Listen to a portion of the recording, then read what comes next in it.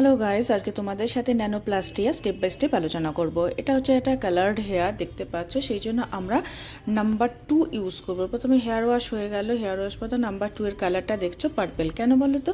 কারণ এই কালারটাকে কাটা হবে, কেটে তার উপরে প্রোটিন ডিপোজিট হবে, তাই এটা একটা সেকেন্ড জেনারেশন ট্রিটমেন্ট। তোমরা দেখতেই পাচ্ছ প্রতিটা সেকশন আলাদা আলাদা করে নিয়ে সেখানে আমরা কিন্তু প্রোডাক্ট ডিপোজিট করছি, হয়ে গেছে, এবং শাওয়ার ক্যাপ দিয়ে তাকে রেখে দিয়েছি। তারপরে হালকা একটু ওয়াটার দিয়ে আমরা তাকে রিঞ্চ আউট করে দিচ্ছি।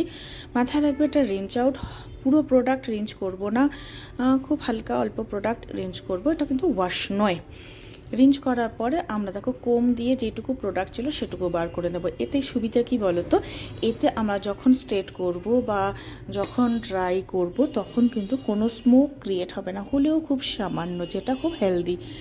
এটা হচ্ছে দেখো 220-তে আমরা একটা টেম্পারেচার নিয়ে নিলাম। টেম্পারেচার সেই 220 টেম্পারেচারে আমরা কিন্তু পুরো হেয়ারকে স্ট্রেট করব। পুরো হেয়ার স্ট্রেট করার পরে আমরা লুকটা দেখব।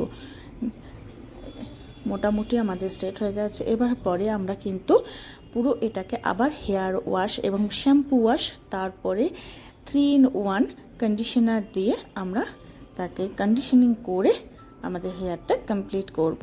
পুরো প্রসিজিওরটা কমপ্লিট করলাম। করার পরে জাস্ট রেজাল্ট, ওয়াও, জাস্ট অসম, কিছু বলতে পার না, জাস্ট চুম্মেশ্বরী হতেছে পারফরমেন্স। তোমরা যারা